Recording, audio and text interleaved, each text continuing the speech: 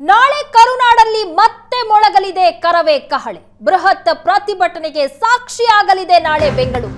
ಕನ್ನಡಿಗರ ಉದ್ಯೋಗಕ್ಕಾಗಿ ಆಗ್ರಹಿಸಿ ನಾಳೆ ಪ್ರತಿಭಟನೆಯನ್ನ ನಡೆಸುವುದಕ್ಕೆ ಕರವೇ ನಿರ್ಧಾರ ಮಾಡಿದೆ. ನಾಳೆ ರಾಜ್ಯಾದ್ಯಂತ ಚಳುವಳಿಗೆ ಕರೆ ನೀಡಲಾಗಿದೆ. ಕರವೇ ನಾಳೆ ಬೆಳಗ್ಗೆ 11 ಗಂಟೆಯಿಂದ ಫ್ರೀಡಂ ಪಾರ್ಕ್ನಲ್ಲಿ ಪ್ರೊಟೆಸ್ಟ್ ನಡೆಯುತ್ತೆ.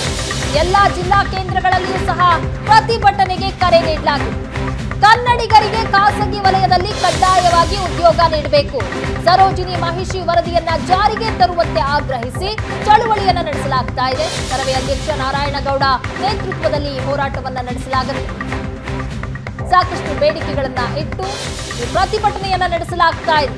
ನಾಳೆ ರಾಜ್ಯಾದ್ಯಂತ ಕರವೆಯಿಂದ ಪ್ರೊಟೆಸ್ಟ್ ನಡೆಸಲಾಗುತ್ತೆ. ಎಲ್ಲಾ ಜಿಲ್ಲಾ ಕೇಂದ್ರಗಳಲ್ಲಿಯೂ ಸಹ ಪ್ರತಿಭಟನೆಗೆ ಕರೆ ನೀಡಲಾಗಿದೆ. ಕನ್ನಡಿಗರಿಗೆ ಖಾಸಗಿ ವಲಯದಲ್ಲಿ ಕಡ್ಡಾಯವಾಗಿ ಉದ್ಯೋಗವನ್ನ ನೀಡಬೇಕು, ಸರೋಜಿನಿ ಮಹಿಷಿ ವರದಿಯನ್ನ ಜಾರಿಗೆ ತರಬೇಕು ಅಂತ ಆಗ್ರಹಿಸಿ ನಾಳೆ ರಾಜ್ಯದಾದ್ಯಂತ ಪ್ರತಿಭಟನೆಗೆ ಕರೆ ನೀಡಲಾಗಿದೆ. ಕರವೇ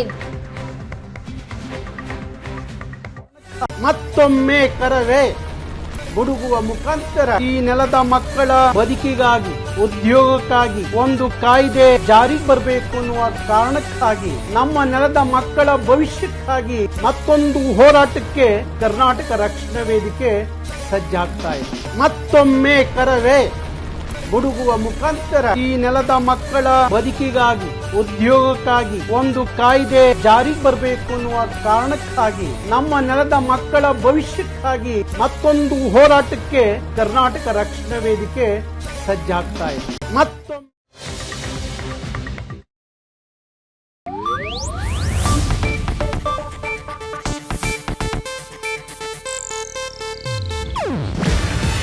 ಇದು ಏಷ್ಯಾನೆಟ್ ನ್ಯೂಸ್ ನೆಟ್ವರ್ಕ್ ಪ್ರಸ್ತುತಿ. ನೀವು ನೋಡ್ತಿದ್ದೀರಾ ಏಷ್ಯಾನೆಟ್ ಸುವರ್ಣ ನ್ಯೂಸ್.